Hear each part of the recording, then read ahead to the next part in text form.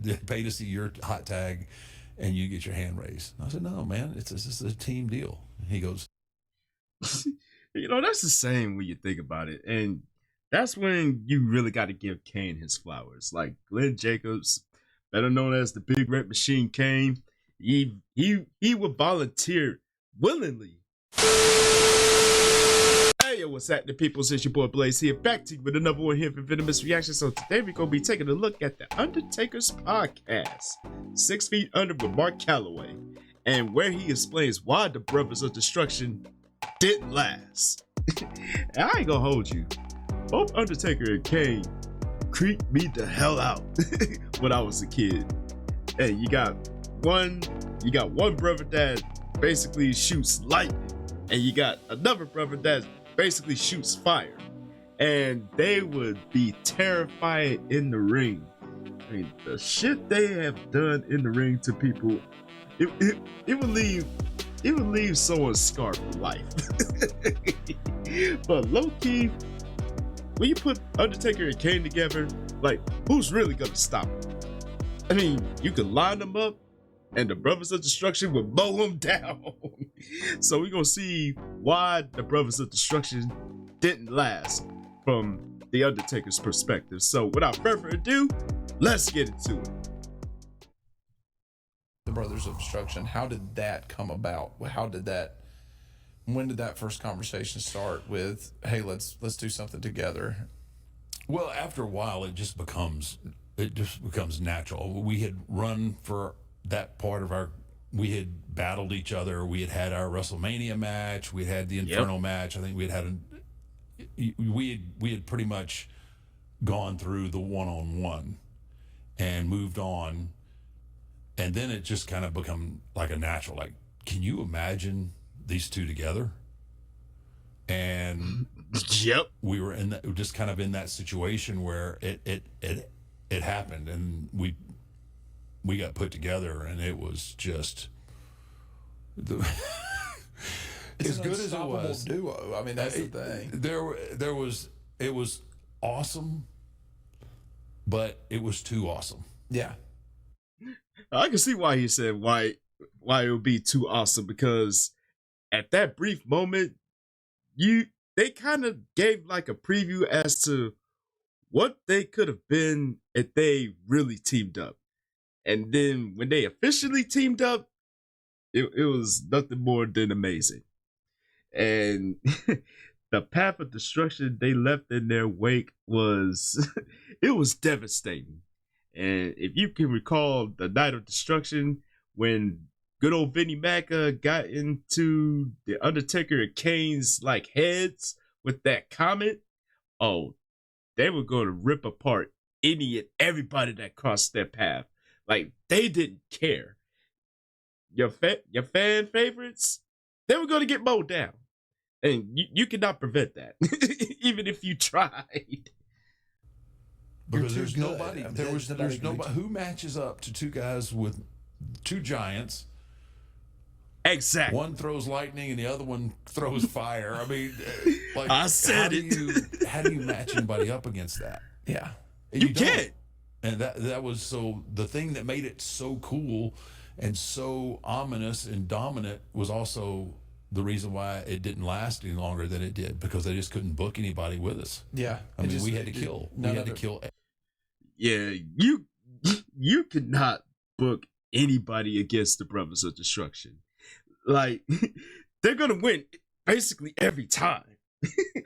I mean, there were like two people that really had a fighting chance, and I have to say it would be the two-man power trip with Stone Cold and Triple H. I mean, granted the fact they did not win clean, they was gonna stop the Brothers of Destruction by any means necessary, and getting the win over the Brothers of Destruction is it's unheard of. Like, there's no chance in hell of that happening. No matter how big the opponents are, or how many teams you have lined up, they were gonna get mowed down. I'm sorry. It doesn't make sense if you've got a tag team that's combined weight of 300 pounds. That's Facing a combined weight of almost 700 pounds. Yeah, it just doesn't. I mean, the math It doesn't work. add up. no. And, The math ain't math. Yeah, it was. Man, we just smoked everybody, and They did. we end up getting the tag belts, and then the WWE tag belts, and then the WCW guys came over, which I think was DDP and Chris Canyon. I believe they had the WCW titles. So then we had to have a unification match. Yeah, you guys were 3-time tag team champions. Yeah, I mean, seriously, it was fun. It was fun doing pre-tapes together and vignettes together. It was a lot of fun, and it wasn't much work because we just were so physically dominant over everybody that. Yo, that really takes me back to the Last Ride documentary where they was filming that vignette for DX at Crown Jewel. I can remember it now. You got 2 words for us, but we got 3 words for you. And the Undertaker goes like, "Go fuck yourself." While in character. By far one of the funniest shits ever. We pretty much had our way, and it was. And that's where it's also with both of y'all. This is what's always been kind of interesting whenever you bring 2 guys together that were singles, for singles wrestlers for most of their career. Right. Come together, especially 2 guys like y'all, where all of a sudden now, like, who's going to finish this match? You know what I mean? Like who's going to do the sell and who's going to get the hot tag? Well, yeah. Like who's gonna get the finish? Good Who's question. gonna get to pin the guy? You know what I mean? Like who's gonna get that glory? You know what I mean? Like especially with you 2, right? And I'll tell you, Glenn he always volunteered to sell and give me the hot tag. It wasn't even the only argument that we ever had was on the times where I wanted him to get the hot tag. Yeah. And he was like, no. He said they don't pay. They pay to see they pay to see your hot tag, and you get your hand raised. I said, no, man, it's a team deal. He goes, that's the same when you think about it, and that's when you really got to give Kane his flowers. Like Glenn Jacobs, better known as the Big Red Machine Kane, he would volunteer willingly. Like, you know what? I'm gonna sell this. You're gonna get the hot tag. You're gonna get the finish of the match every single time, and it is more so of him being humble in that perspective. Like, you know what? People pay money to see you, and I'm just here to add on to the mystique and, help the match be even more better. So, you know what? You're going to get the hot tag, and you know what? You're going to get the finish. You know what? Have at it. Love it. I sell, you come make the comeback. That was just kind of, wow. That's how unselfish he was. Where there was a lot of people in that same boat would have like, well, let's go back and forth, let's switch it off night after night, which I was willing to do. He didn't. He just he obviously part of that was he was grateful. I think for the help that I'd given him. And then also who the Undertaker character was as far as the company. But he was a workhorse, dude, and his ego was always on a shelf somewhere, and whatever was best for business, that's what he did, and he did it great. Basically, he didn't have no complaints whatsoever. Like he was just glad to be a part of it, and any way he could do to help, like, make the match even more greater, he was gonna do it, and he did it with no complaints. And like the Undertaker said, that is completely unselfish of him. and you can't help but tip your hat off to him for it. Because every Brothers of Destruction match they have had, instant classics, bar none. That says a lot about him to do that. You're not gonna find a better human being than Glenn Jacobs. Dude, I've got one story on him that I can tell, and even that isn't bad. I mean, it really isn't. It's nothing other than him, being a little bit, tiny bit, maybe overserved.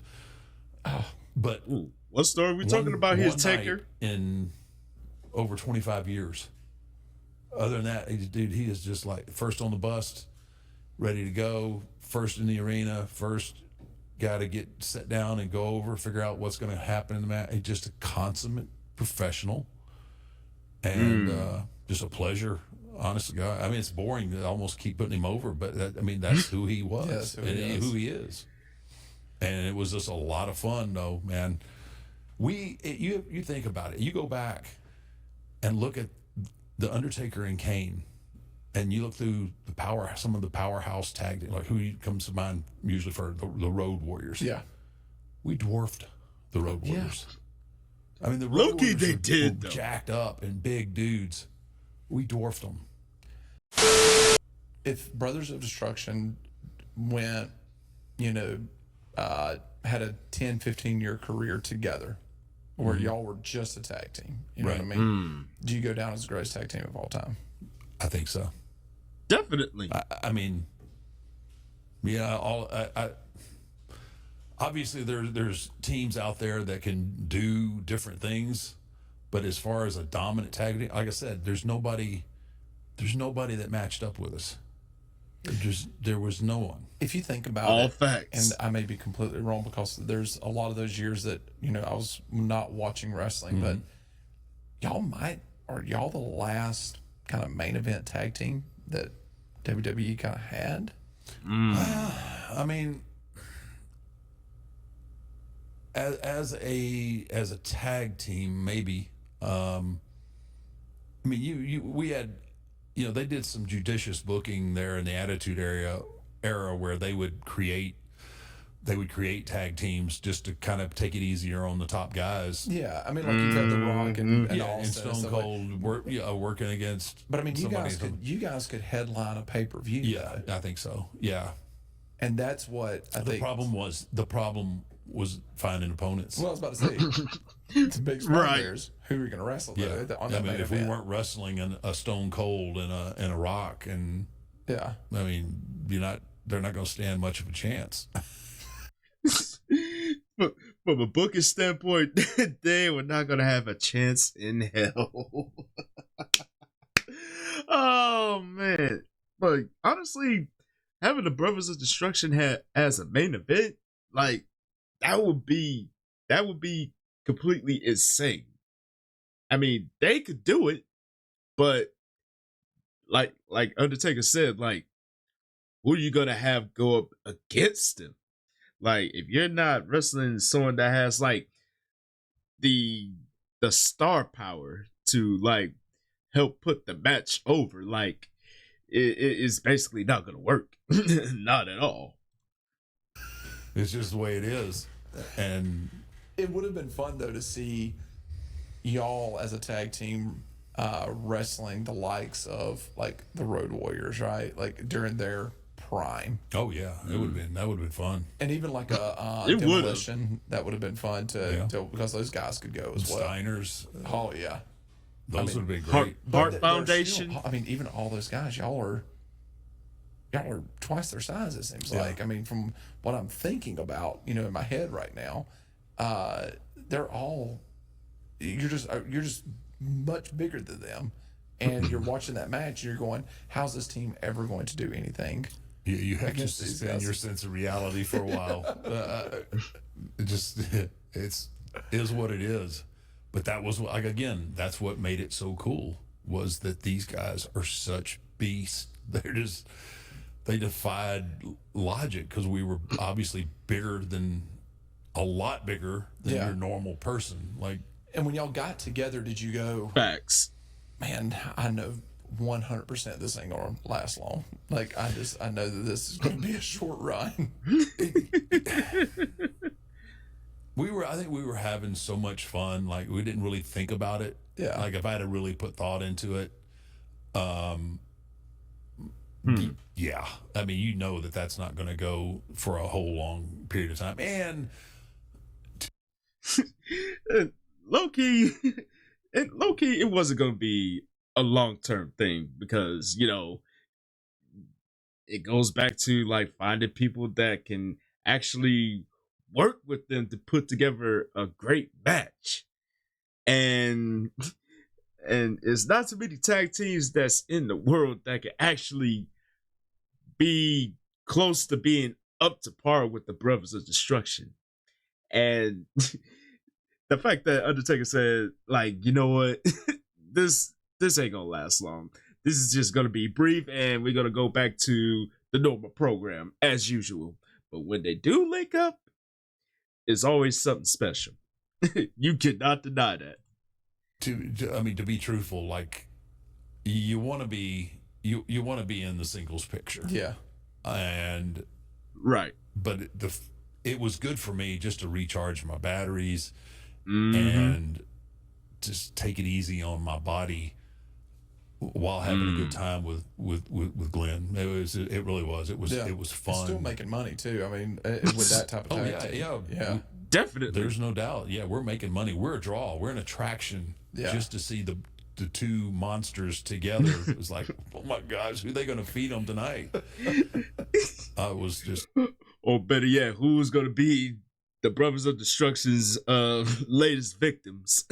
Because, man, they literally like smoked through all of the tag teams, and all of the tag teams that were thrown together at the blink of an eye. They were getting smoked. I'm sorry.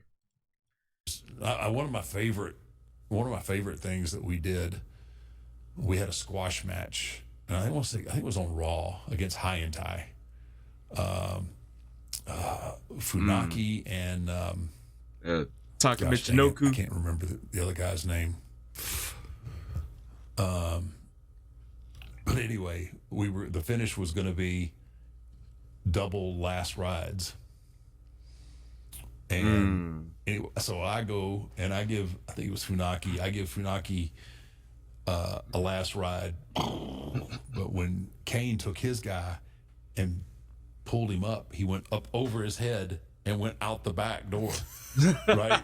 Went right over the top. I think I know what match he's talking about. And it just turned off the cuff into an ad lib of me chastising Kane for not being able to do the last ride. Oh my God. It's big brother telling little brother how to do this particular move, and it turned out to be a funny segment. It was bad for those guys that were in the ring with, because they had to take several last rides. So now I got to show you. Yeah, I got to show you again. And they're like, oh, no. Like, sorry, guys. That was a funny segment, and I know what match he's talking about too. It was basically a squash match. It was supposed to be a handicap match, Kai and Big Show versus Kane and the Undertaker. And Big Show was like, "No, I don't want the smoke. Let them be the sacrificial lambs." And lo and behold, they were. Kane hitting the double choke slam of both of them, and you know what? Kane was like, "Oh, you know what? Let me try to go for the last ride," and got him set up in the powerbomb position. And Loki did like a up and over, like the Undertaker said. And Undertaker's like, "You know what? Yeah, that ain't gonna cut it. Let me show you how it's done." So he grabs Taka and gets him in the last ride. And Loki, he had to be like 10 feet up in the air. Bad news for Taka, bro. And it was like, once he hits him with the last ride, like, you know what? Try it again. And lo and behold, he got it right the first time. Well, the second time, rather. And once Kane hit the last ride, Undertaker gave the nod. 1, 2, 3. Kai and Tai, thanks for coming. That was hilarious, though. I ain't gonna hold you. guys, this is," and Please. everybody was just eating it up in the crowd. So that was a lot of fun, but it just It turned into was. something really spontaneous. Dang it, that's one. I said it. Oh, just got a I got a in the jar right there. Oh, man. All man. right. But anyway, but it turned into a really, what was going to be a kill segment turned into a funny segment. Hilarious. And, Yes, it was. Me teaching Kane how to do the last ride on Raw was That poor. Those, Tag those team poor, right that's a there, just- those long, poor long souls. way. Yeah. It's not just a power bomb. It's from the power bomb position. It's a full extension, and then the way. Ooh, I almost feel bad for even having that in the repertoire. It's a brain rattler, man. It really is. Man, it was, man. Yo, once Undertaker introduced the last ride as his finisher, I'm like, I can see why. I can see why it's called that, and it actually fits. Like, you think you're gonna get a regular power bomb, but nope. He gets the elevated version of the power bomb, and it goes up like what, damn near 10 feet in the air, and lo and behold, it's a long way down. Last ride, the name fits. Believe me. Woo. But I can see why, you know, Undertaker would say, like, you know, the Brothers of Destruction is not gonna be like a long-term thing, and it ain't gonna last very long, because who are you gonna get to beat them? I mean, if you're gonna find people that's gonna beat the Brothers of Destruction, you gotta make them credible. And that was difficult to do from my take. But it was still fun and entertaining, because you get Big Brother, you get Little Brother, and Kane getting the hot tag. Undertaker finishes off the match 1, 2, 3, instant classic in the books. Oh man, but I want to know what y'all thoughts are about this one, man. Do you think the Brothers of Destruction could have lasted a little bit longer? If so, you already know what to do, man. Let the comment section have it. And as always, thank y'all for tuning in. Hopefully y'all enjoyed this one, and don't forget to tell your peoples across the globe. Come kick it with your boys. It's one good solid time, and you already know to do next, fam. Follow your boy on social media right over yonder. And this is your boy Blaze here saying Chuck the Deuce, and I will see y'all in the next video. And I'm out.